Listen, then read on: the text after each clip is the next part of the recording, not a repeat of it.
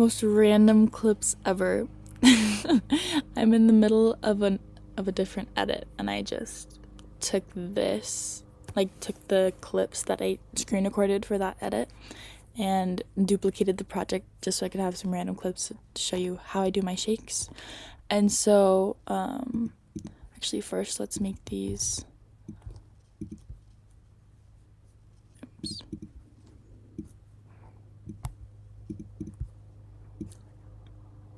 These are so random, oh my gosh.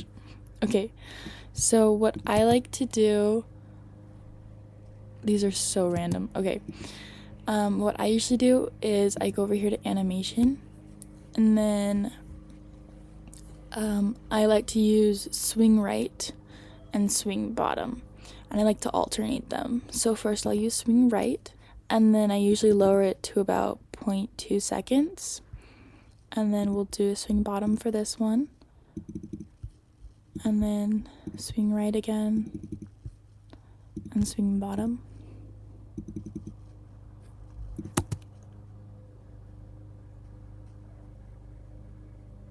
Oh, these are really long clips. Okay, wait just a sec. Let's make these a little bit shorter.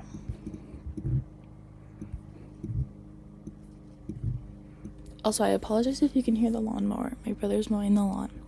Anyways, so that one, swing right, swing bottom, swing right, swing bottom. Okay. Now what I do is I come over here to effects.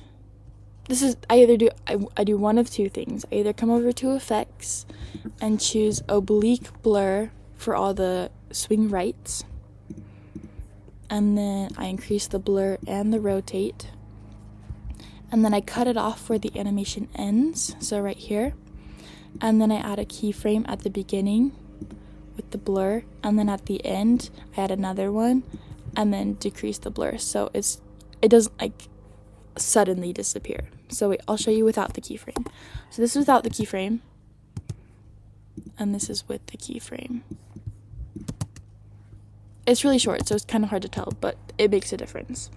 And then I copy this part over the other one. Make sure they're the same length or else it could look weird. And then I come over here, opening, closing. You want vertical blur for the swing bottom. And then do the same thing, cut it off at the animation where the animation ends. Also, my siblings are being crazy, so I apologize if you can hear random screaming in the background. And then you do the same thing, increase the blur to 100, add a keyframe at the beginning, and then another one at the end where it's 0. And then copy that and put it over this one, just to make the shake smoother so you don't see the, here, wait, let's move this real quick. See how there's like these lines, so it's like not very smooth, but then we add this on here and you can't even see the lines anymore, so it's just a lot smoother.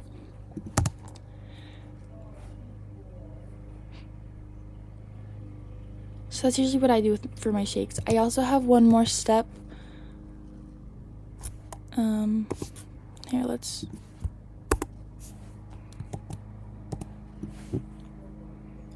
holy cow, I was 12 minutes away from the beginning of my edit. Oh my goodness. You know what would be easier? Hold up. Oops. That was my other tutorial. Okay, so then I export it.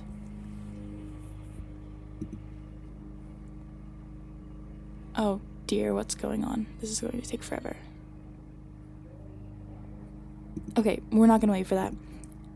I don't know why it's taking so long. Anyways, I export it and then I put it back in the project, and then what I do is I add I come back over here to animation, because you can only add one animation at a time.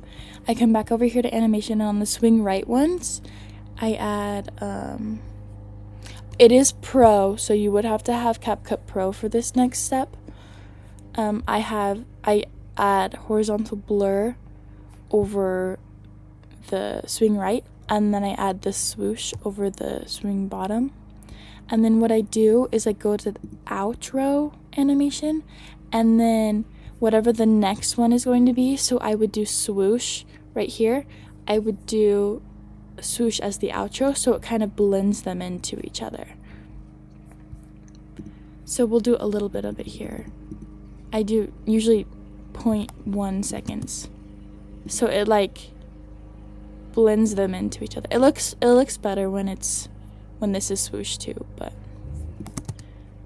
anyways, these are such random clips. Anyways, I hope that helps. I hope that made sense and wasn't too confusing. So anyways,